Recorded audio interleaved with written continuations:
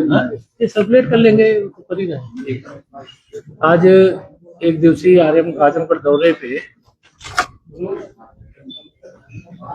पहला कार्यक्रम अंतर्राष्ट्रीय सेमिनार था। ब्रह्मऋषि सहजानंद स्वामी जी महाराज के नाम से जो ट्रस्ट बनाया गया है, श्री सहजानंद जी हमारे क्षेत्रीय अध्यक्ष जी के द्वारा, बढ़िया कार्यक्रम था, सफल कार्यक्रम था। उसकी डिटेल आपको ब्रीफिंग मिलेगी।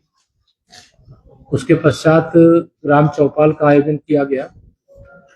ग्राम चौपाल का आयोजन चूंकि मनरेगा की जगह अब विकसित भारत जी राम जी अधिनियम आ गया है, इसके माध्यम से गांव का सर्वांगीण विकास होगा। पीएम गति शक्ति से गांव के विकास का जो रोड मैप है वो जुड़ा रहेगा। श्रमिकों का रोजगार नहीं छिनने वाला है। मनरेगा के माध्यम से जो भी मैन पावर, चाहे आउटसोर्सिंग चाहे संविदा लगी हुई है, उनके किसी भी दायित्व में कोई कमी नहीं की गई, न की जाएगी। जो 90,000 करोड़ का बजट होता था, 1,51,000 का बजट होने वाला है। अर्थात जब विकसित भारत बनेगा उस समय विकसित ग्राम सभा भी बनेगी। इसी लक्ष्य को लेकर के माननीय प्रधानमंत्री श्री नरेंद्र मोदी जी के नेतृत्व में केंद्र सरकार ने मनरेगा रूपी दानव ने जो भ्रष्टाचार करके 11 लाख करोड़ खा गया था, अब वह 11 लाख करोड़ अगर खर्चा होगा तो गांव स्मार्ट सिटी की तरह स्मार्ट ग्राम सभा भी बन जाएगी, ऐसा पूरा विश्वास रखते हुए बाकी जो जनपद में विकास कार्य हैं उसको तेजी से आगे बढ़ाने के निर्देश दिए गए हैं। महिला सशक्तिकरण की दिशा में आवश्यक कदम जो भी उठाए गए हैं, अच्छे उठाए गए हैं, उसके लिए तो मैं साधुवाद देता हूं, लेकिन और अच्छा प्रयास किया जाए, ऐसा मैं आज की बैठक में यहाँ पे निर्देश भी दिया हूं। कानून व्यवस्था चुस्त और दुरुस्त, यह भारतीय जनता पार्टी सरकार की आदरणीय योगी जी के नेतृत्व में हमारी उपलब्धि है। और डबल इंजन सरकार, क्योंकि हमारी डबल इंजन सरकार है, केंद्र में भी है, प्रदेश में भी है, और 2047 विकसित भारत का लक्ष्य है। और उत्तर प्रदेश में 2027 के विधानसभा चुनाव होने वाले हैं। मैं ये जरूर कह सकता हूं कि 2027 के विधानसभा चुनाव में हम लोग 2017 से भी बड़ी विजय प्राप्त करेंगे और समाजवादी पार्टी के फर्जी पीढ़ी की धज्जी उड़ेगी। उनका परिवारवाद, उनकी गुंडागर्दी, उनकी तुष्टीकरण की राजनीति अब सफल नहीं होने वाली है।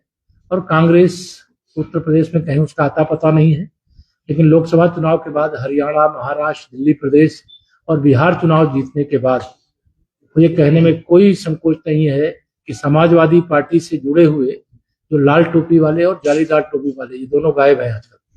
तो भाजपा का ग्राफ बढ़ रहा है, जनाधार बढ़ रहा है और बिना भेदभाव के सबका साथ सबका विकास किया जा रहा है।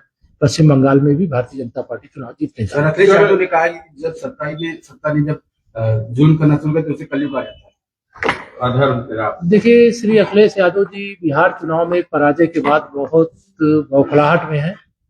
उनको बिहार चुनाव के पहले लग रहा था कि बिहार में आरजेडी की सरकार आ जाएगी और उत्तर प्रदेश में समाजवादी पार्टी की सरकार आ जाएगी, लेकिन अब उनको भी पूरा विश्वास है कि 2047 तक न कांग्रेस आने वाली है, न सपा आने वाली है, न आरजेडी आने वाली है, और पश्चिम बंगाल में बची कुछ टीएमसी और तमिलनाडु से डीएमके भी जाने वाला। यूजीसी के लेकर सर सवर समाज सब बहुत नाराज है, इसके बारे में क्या? कोई नाराज नहीं। भारतीय जनता पार्टी अगला